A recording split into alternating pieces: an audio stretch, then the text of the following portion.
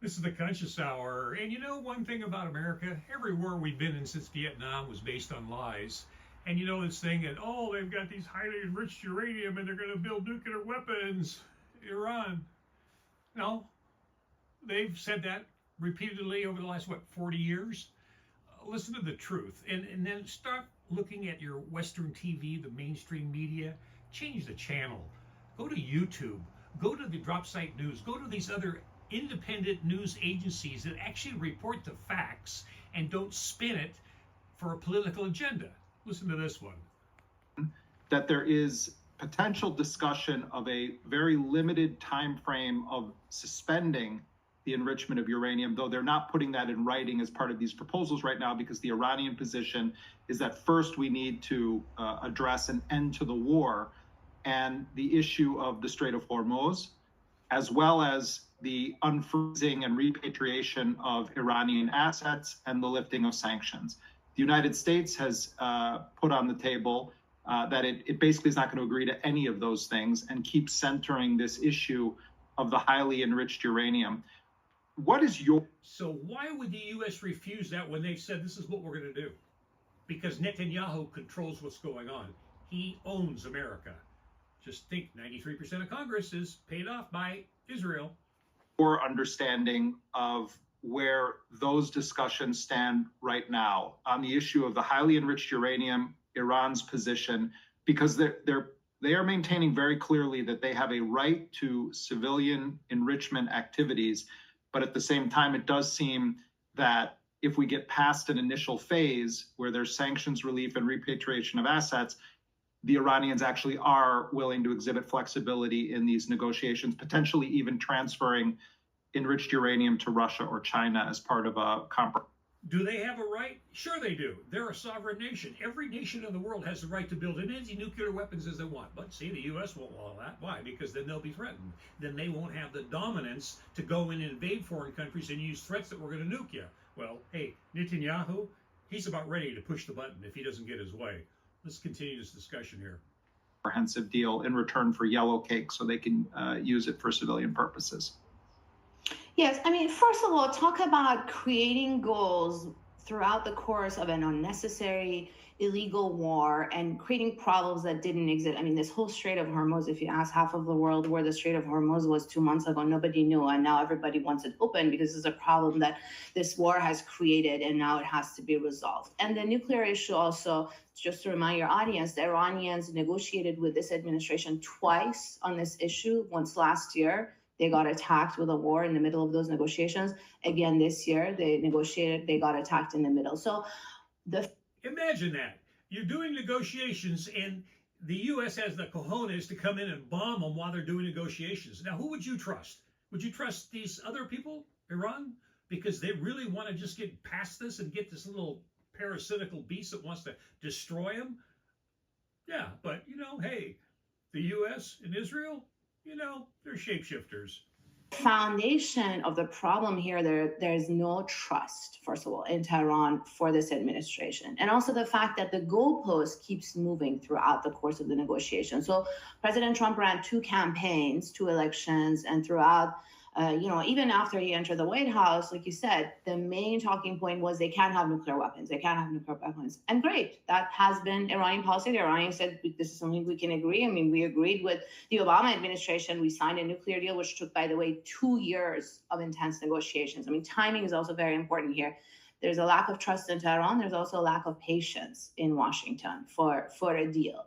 And so if that really is the issue, not having weapons and not having this civilian program, which by the reporting of State Department, U.S. intelligence, UN nuclear watchdog, it has remained a civilian program. To not have it weaponized, that deal is easy. It's something the Iranians are going to agree to and that the U.S. and Iran can hammer it out. The problem was created when the U.S.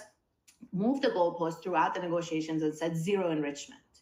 Now, zero enrichment is not just no weapons. Zero enrichment means no civilian program from the Iranian viewpoint. The Iranians say we are a signatory to the Nuclear Non-Proliferation Non-Proliferation Treaty, NPT. And as a signatory, we have the right to a civilian nuclear program and enrichment. And so I think that's one of the core of the problem the problem that was created throughout the negotiations. One was that. And then the thinking in the White House that, okay, if we can't get what we want throughout the negotiations, we're just going to go bomb the Operation Midnight Hammer last year. We're just going to go bomb this program and come out and pretend like it's done. It was obliterated. That statement still exists on the White House website if you look it up. Iran's nuclear program was obliterated. This is June of last year. And then again, somehow this nuclear program becomes a problem, and then the country gets attacked, and the nuclear problem doesn't get resolved. Now, as far as the details of what's offered. Look, the Iranians understand that this is not just about the nuclear issue. This is very much a domestic problem. This is, as Barack Obama just recently in an interview said, the problem with the JCPOA, the nuclear deal that was made under him, was that he did it. It was an Obama nuclear deal, not that it was a bad deal. And Trump called it a bad deal. And so what he wants to sell to his base domestically in the U.S. is to one-up Obama and say, I had a better deal. And it took the Iranians a while, I would say a few years to understand this domestic dynamic, but they finally understood it. And so now they have been saying both privately and publicly that they're prepared to deliver something that's better than the JCPOA. They've actually said it. The Iranian foreign minister has actually said this will be better than the JCPOA because he knows that that matters. Now, better than the JCPOA with the condition, because the program has also expanded thanks to Trump pulling out of that nuclear deal, the JCPOA, it can look in different shapes and forms. Like you said, the Iranians have offered to transfer that 400 kilograms of highly enriched uranium, which is now under the rubble, to Russia, to dilute it or to hold it, to do it in stages, because this is also a problem, the lack of trust. What are they going to get in exchange for the transfer of this, what they see as one of their main leverages? They want sanctions relief. They want an unblocking of their frozen assets. Billions of dollars of Iranian assets have been frozen outside the country in various countries because of pressure from the U.S. Every industry in Iran has been sanctioned severely by the U.S., oil, gas, you name it. And so they want some form of an economic relief out of this war, which they couldn't get at the negotiating table with this administration. Now they think they have the upper hand on the battlefield, and they want to get that. Now, I think at the end of the day, if you ask me about the big picture, Trump started this war with no reason, illegal, no vote from U.S. Congress, no vote from Security Council. It's very unpopular in the U.S. It's unpopular around the world. Thousands have been killed in Iran, not even considering Lebanon and also across the region. He's the one who can end it. But in order to end the war, he has to understand he can't be the absolute winner. This talking point that he's winning. We destroyed their army. We destroyed their navy. We destroyed their air force.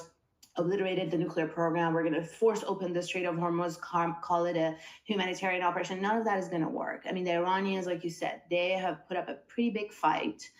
And for them, easy. For them, winning is just not losing. They're defending in their home turf. They have the advantage of the home team. They're defending their homeland, their sovereignty, and they have had various cards to play and leverages. And so they're not going to give up. They're not going to surrender. They're not going to capitulate. They're offering a deal which, by the admission of the Omanis, not just the Iranians or the Americans, listen to the Omani mediators in the nuclear negotiations, it was a good deal, much better than the JCPOA. Top UK national security official who was involved in that process, it was a good deal. There's a diplomatic solution to this problem. So the big question is this: will Trump stand up to it? No. He makes one decision, he turns around and makes another decision. Netanyahu calls him up and says, I got you by the cojones. Hey, we're doing this. Okay, sir, okay, that's what I'll do. Jump. When Netanyahu says jump, he says jump. Do you think Netanyahu wants to give up? Are you kidding me? He's about ready to implode already. And now he's fighting for the last thing. So he's going to play the puppet. Oops, the puppet master. He's going to play with his little puppet, Donald. Well, what will Donald do? Who knows? One minute he'll say, oh, let's just have peace. The other minute he'll say, blow him up. Stay tuned, folks. But remember one thing. Iran is not the problem. No. Iran's the solution. And a whole bunch of countries have come against the United States. Because why? They're tired of them. And then check out the next video I'll be producing, which is on the S-400 that Russia gave to Iran. And hey, last night they tried to go in and attack Iran, and all of a sudden their planes flew in just in and hit in that new system, and boom, the planes were gone. Yep, gone. Out of the air, gone. Stay tuned. This is the Conscious Hour. We're on top of everything, and we want to do one thing: find the solution so we can have peace here on Earth. Please like and share. Please like and share. Please hit the donate button, and please like and share. And give me your comments. Thanks.